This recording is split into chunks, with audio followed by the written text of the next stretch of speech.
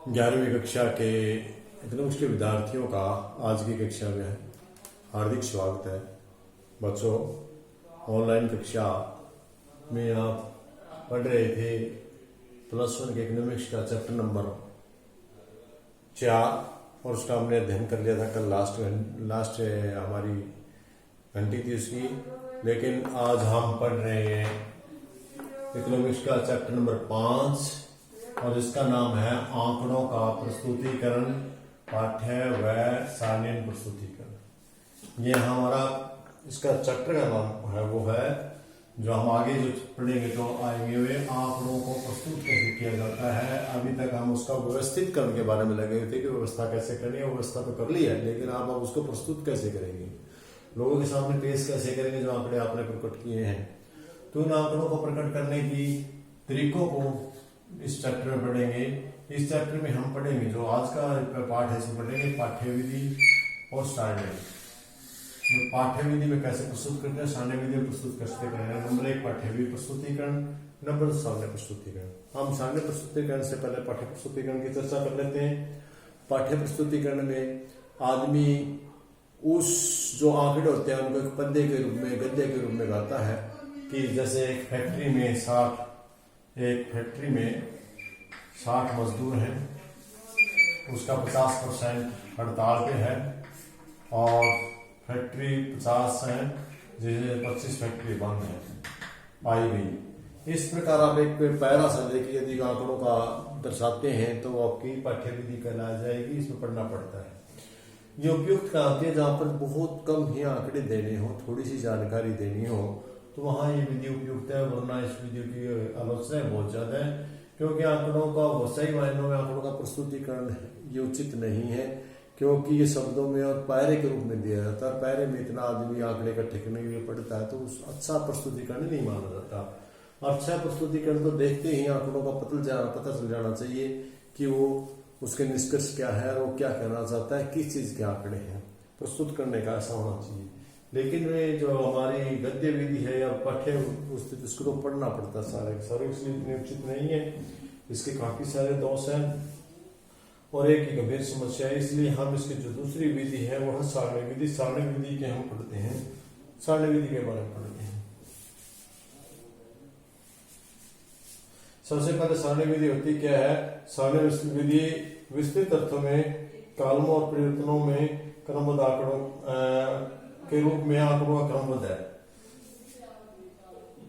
ये आपकी पंक्तियां हैं, ये आपके कॉलम है, कॉलम, और इनके इसको हम सारणी करते हैं। फिर देखिए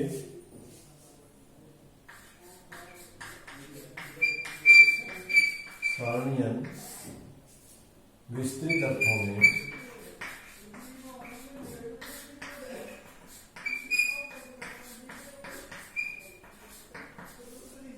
में कालमों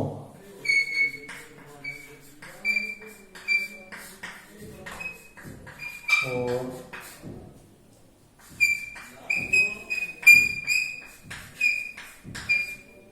पंक्तियों के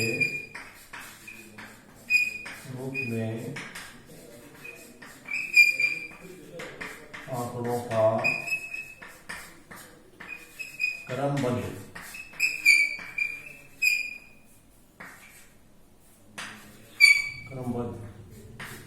क्रमबद्ध रूप है।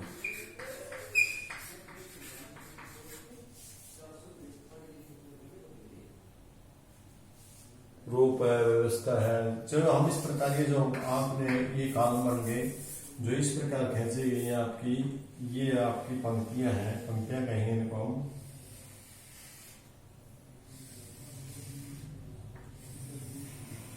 और इसको हम कॉलम कहेंगे। पहला कॉलम, दूसरा कॉलम, तीसरा कॉलम,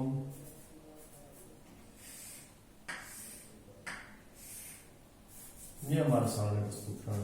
अब हमने कोई भी आंकड़े दिखाए तो इसके अंदर दिखाएंगे, बड़े स्पष्ट रूप से सामने नजर आएंगे। इसमें पढ़ने की जरूरत नहीं है, नजर डालते में आंकड़े समझ में आ जाएंगे।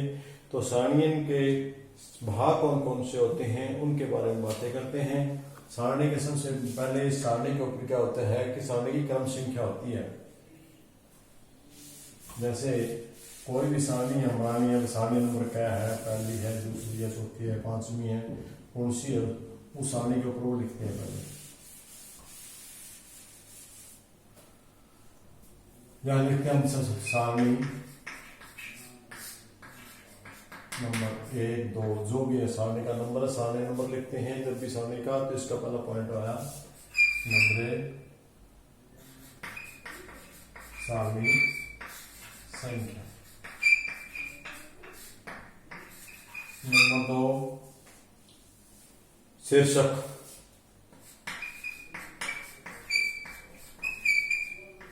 जैसे शीर्षक को तालिका है या छात्रों की संख्या है तो यह लिखेंगे बच्चों की संख्या।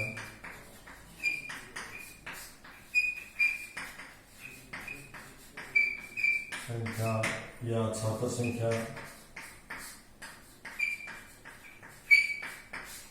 जिनमें जो भी आपका है वही लिखेंगे, जो रहेगा आपका शीर्षक दिया है वो शीर्षक लिखेंगे। इसमें शीर्षक के बाद शीर्षक टिप्पणी देंगे।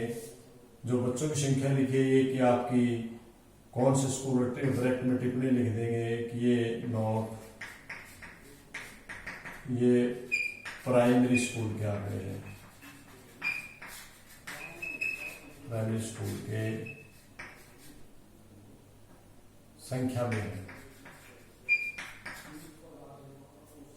या लिख देंगे कि ये जो अपने आंकड़े सैकड़ों में है या हजारों में है। कई बार हम यहाँ जो पर लिख देते हैं डिटेल में लिखने के लिए, या हजारों की संख्या लिखने के लिए कह देते हैं लाख में है, हजार में। तो यहाँ पर सिर्फ हमें 5 लिखना पड़ेगा, 5000 में लिखना है, 6000 7000 8000 लिखना ना, उसके जगह हम सिर्फ 5 6 7 8 लिखेंगे। इस प्रकार हम एक शीर्षक टिप्पणी देंगे। फिर पंक्ति शीर्षक देंगे।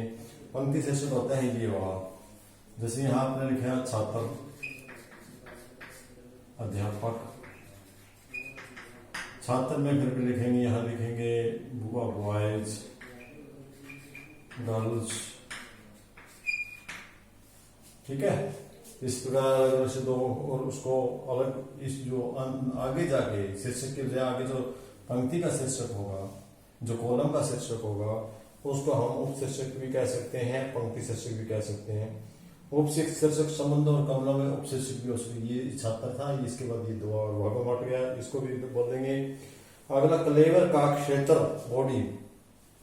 कलेवर की बॉडी है जो सारी है, इसमें जो आंकड़े भरे जाएंगे वो कलेवर बॉडी कहलाएगी, सामने दिखाएगी, जिसमें सारी सूचनाएं हम भरते हैं आंकड़ों की। पंक्तिबद्ध योजना, कॉलम और पंक्तिबद्ध योजना होती है जो खानों भर जाती हैं, और लास्ट में हम टिप्पणी भी दे देंगे।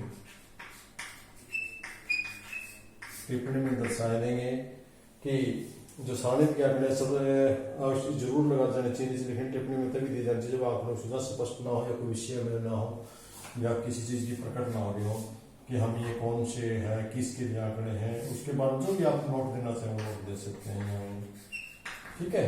टिप्पणी दे दे या नोट दे। और उसके बाद में स्रोत लिखेंगे। स्रोत में आप लिखेंगे आंकड़े आपने कहाँ से लिए हैं, स्कूल से लिए हैं, बीओपी से लिए हैं, स्कूल से। जो स्कूल का नाम है उस स्कूल का नाम लिख दे, जो भी है वो लिख दे। इस प्रकार प्यारे विद्यार्थियों, सारणी बड़ी आसान सी है, आसान से शब्दों में बनाई जा सकती है। और जो जो आप आगे अभ्यास करेंगे आपको मिलेगी, और आपको बुक में आप देख लें टीआर जैन की बुक में इसी सारणी के चित्र खाने बनाए हुए हैं, सारणी बनाई हुई है, सारणी का प्रारूप बनाया हुआ, सारणी का प्रारूप बनाया हम।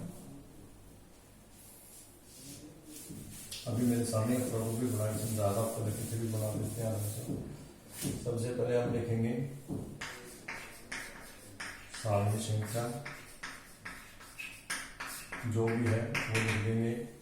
उसके बाद लिखेंगे आप हेड नोट, मुख्य शीर्षक,